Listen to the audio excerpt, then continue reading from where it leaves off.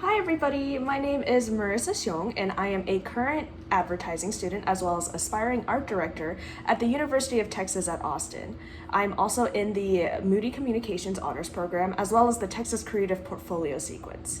Today I wanted to show you how to make my favorite fall recipe, stir-fry kabocha pumpkin. First, I'm going to do my best to break this pumpkin down into cubes. This can definitely be a bit of a challenge.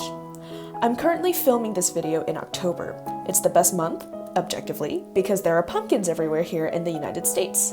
As a first-generation Chinese American, I've always loved that both Asian and American grocery stores carry pumpkins at the same time, a sort of cultural overlap you might not expect.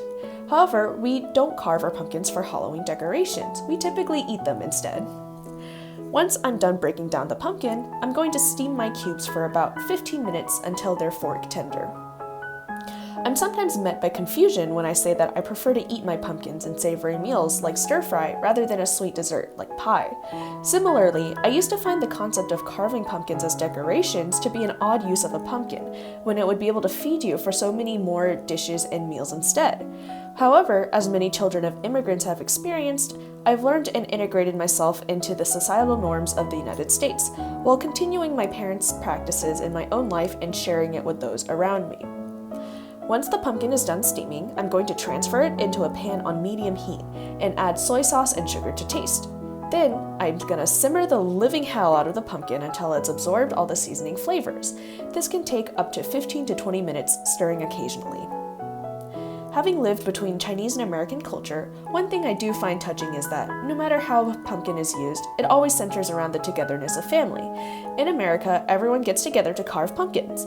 It gets messy, it gets rowdy, but in the end you get to decorate your porch with something that you've all been able to contribute to. In China, families come together over meals, and nothing is more shareable than a massive bowl of pumpkin that everyone must work together to demolish. In the end, no matter our culture or background, we choose to spend time with our loved ones through the powerful medium of pumpkin. And our dish is done. I like to eat it with rice, but it's great on its own as well. I hope you get a chance to try this recipe for yourself.